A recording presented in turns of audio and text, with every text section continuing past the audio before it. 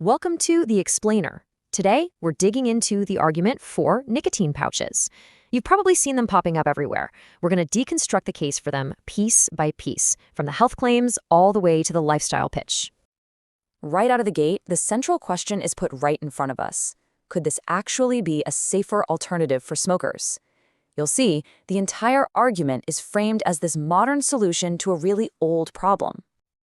So, first things first, what even are these? Well, picture a tiny teabag-like pouch that you just tuck under your lip. And the two things you really gotta know are one, it's completely smoke-free, and two, it has zero tobacco leaf inside. And that tobacco-free detail?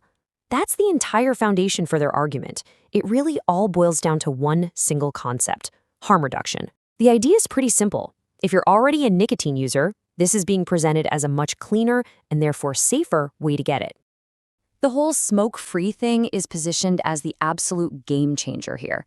I mean, take away the fire, and you take away all the most dangerous parts of smoking, right? No toxic tar, no secondhand smoke for people around you, and none of the ash or mess. And to really drive that point home, the argument zeroes in on this one massive number: over 7,000. That's how many chemicals are in cigarette smoke. So the pitch is, hey, make the switch to pouches, and you sidestep all of that. It's a very, very stark comparison. But you know, the pitch isn't just about what you're avoiding. It's also about what you gain. So the next part of the argument is all about lifestyle. We're talking convenience, customization, and how it fits into a modern routine. And you can see, the way you use them is designed to be incredibly simple. You just tuck a pouch in, and that's pretty much it. It's discreet, and a key feature they push is that there's no spitting involved, which, well, that means you can use it practically anywhere without anyone noticing. Then there's the whole appeal of variety. Think about it. Cigarettes are basically limited to tobacco and menthol. But pouches? The menu is just wild. From simple stuff like mint and citrus, all the way to things like coffee, cola, and even dragon fruit. And that customization isn't just about flavor, it's also about giving you control over the strength. You can actually pick your nicotine level really precisely, from these low doses all the way up to extra strong options, which are clearly designed for heavy smokers trying to make that switch.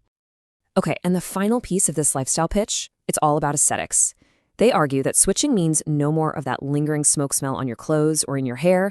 You get fresher breath, and, this is a big one, since there's no tar, you avoid the teeth staining that comes with smoking. So after that pretty compelling list of benefits, the argument takes a really interesting turn. It basically stops and asks itself, okay, this all sounds great, but what's the catch? It's acknowledging that, yeah, there's another side of the story. And that brings us right to the reality check. This is the section that attempts to create a much more balanced picture by laying out the clear risks and downsides of using these products. And this table really gets to the heart of that balanced argument. On one side, you have all those benefits we just went over, but on the other side, the risks are spelled out pretty clearly. Nicotine is still highly addictive, let's not forget that. It can still raise your heart rate and blood pressure, and maybe the biggest question mark of all, the long-term health effects are simply unknown at this point. All of this leads to a really crucial and totally unambiguous warning. These products are explicitly not for newcomers. The argument is that they are intended only for existing nicotine users as a tool to move away from something much more harmful. So after presenting the benefits, acknowledging the very real risks, and giving that clear warning, what's the final takeaway? Where does the argument ultimately land on the value of these deli pouches? The final verdict is very, very specific. It's not a blanket endorsement at all. The conclusion is that for one very particular person, an adult smoker who is looking for an alternative, the switch to pouches is positioned as a net positive, a choice that's framed as both smart and safer. So in the end, when you boil it all down, nicotine pouches are presented as this tool for harm reduction, which, of course, leaves us with the central question, right? Are they a true off-ramp from smoking, or are they just a new, more convenient lane for the exact same addiction? And that really is the core of the entire debate.